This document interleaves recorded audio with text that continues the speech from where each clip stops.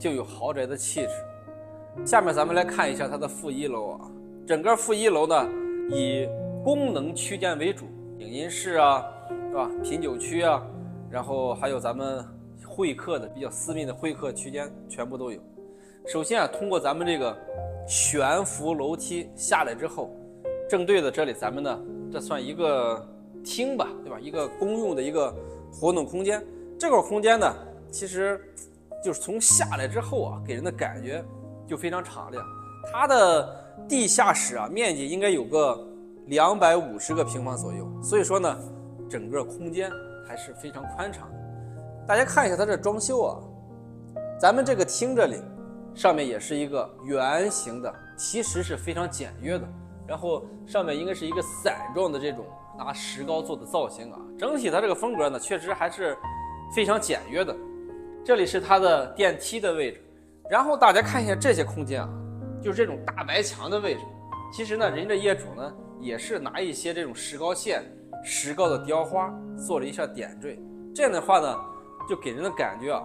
它这个更有层次感，对吧？你如果说简简单单的全部都是像这种地方，全部都是大白墙的话，就感觉这个房子可能就缺点内涵，对吧？它做了这种线条以后呢，整体来说层次感就要好很多。包括这里，对吧？它这是应该是用的这个实木包裹的3个这种跃动门啊，整体这个房子设计感还是可以。然后咱们从这里进来之后，这就是一个品酒区，对吧？有朋友来在这儿喝个酒啊，品红酒。然后这里呢有一个红酒的一个吧台。这个房子其实你别看它以浅色系为主，但实际上呢啊，咱们进来之后啊，并不是说感觉就很空的那种感觉。比如说上方这个吊顶，对吧？它还是用了很多这种金色来给它作为一个镶嵌一下，对吧？描边，整体来说呢，感觉啊就没有说那种太冰冷的感觉。确实，这种浅色系呢，我觉得受众群体其实还是比较广，但是呢，就相对来说进来之后给人的感觉可能会稍微冷一些，所以说呢，还是需要一些这种金色啊，比如说这种家具这种深色啊、深咖色，来给它点缀一下，对吧？如果说这种家具它全部用浅色系，那进来之后确实就是因为冬天啊，就给人感觉太冷了。这个小空间应该是有一面镜子嘛，应该是做一个健身的地方，练练瑜伽啊之类的。这里呢，它应该是作为一个茶室来使用的。当然啊，外面更有惊喜，所以说呢，它现在啊这2排柜子，纯粹就是作为一个茶具啊一个收纳空间啊，浪费吧，这么大空间，对吧？只是2排柜子。然后咱们从这个空间过来以后，这里我觉得是这个房子它地下室我觉得最喜欢的地方。它做了得有个20个平方的这样一个下沉式庭院，上方呢全部是拿玻璃，然后咱们是封起来的，侧面是可以通风的。这个下沉式庭院啊，就给人感觉就非常舒服。首先最关键的是隐私性，这绝对是极佳的100%隐私。因为它这个下沉式庭院呢，占用的是自己侧花园的位置，所以说，你看进来之后给人的感觉啊，就非常有安全感，对吧？大老板在这儿谈一些私密的事情，这个绝对安全，隐私性极好。墙面呢，也是用的这种条形的这种仿石砖，给人的感觉啊，我觉得层次感就更舒服一些。咱们里面的空间呢，以白色系为主，然后出来以后，咱们这个狭小的这个庭院，用了一些，比如说这种深咖色啊，包括咱们的墙砖，整体的这个色彩啊，就丰富度就提升起来了，对吧？比如说里面是白，然后这里呢又是这种白，感觉的话可能就有点太单调了。这样的话呢，咱们这个空间呢单独拿出来，把颜色呢做丰富一点，给人的感觉呢别有洞天，对吧？从这个门进来之后，这就是它的影音室了。这个影音室呢，我觉得打造的啊，同样的也是没有和咱们主色调那种浅色系为主，所以说呢，我觉得这个业主呢还是有意识的啊，通过一些空间来把咱们这个外面这种冷色系来给它缓解一下，缓冲一下，对吧？你比如说这影音室墙面用的就是这种浅黄色，这样的话呢，给人的感觉进来之后呢，就温暖很多啊，不是说外面那种太冰冷。它的墙面呢，护墙板是用的这种错层式的，这种错落有致的，然后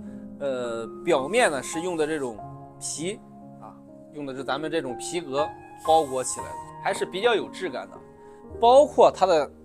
吊顶，对吧？也是1、2、3、4这种5层错落有致的，设计感还是比较不错的啊，非常有层次感。然后这是8人位的沙发，这个基本上啊，咱们一般的8人位足够了啊，来再多的朋友应该都是可以使用的。然后通过这个门出来之后，又回到了咱们刚才通过咱们楼梯下来的位置。然后这里呢是有一个采光天井的，这个采光天井呢空间我看有个4、5个平方，它起的作用呢主要是让咱们整个房间里啊空气流动起来。这里有一个卫生间，它的负1楼啊实际上还是做了3个套房的，因为像这种大宅嘛，难免有朋友来偶尔的做个客房使用，还是比较方便的。这个房子做了8个套房，大家看一下这里啊，我觉得这个套房呢，唯一的问题是，没有开窗，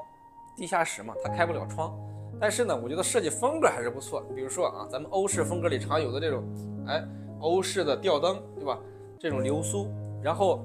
床呢也是这种实木雕花。整体这个房子，我觉得家具这一块啊，业主还是花了不少钱的。就光门口那一个鞋柜，说就花了几万块钱，说是统一的啊，整个房子用的是某品牌的吧，花的钱还是不少。然后咱们现在相当于从这里绕了一圈，又回到咱们楼梯的这个位置了，但是还有空间。咱们看这一面，从咱们这个品酒室这里这一侧过来之后，还有2个套房，所以说这个大宅啊还是真大，人家竟然给你做了8个套房，对吧？这个房间呢，它是给保姆准备的一个保姆套房，这里面呢是一个洗衣房，然后从门口这里整个一直到这里整排的衣柜，然后里面呢这里是放了2张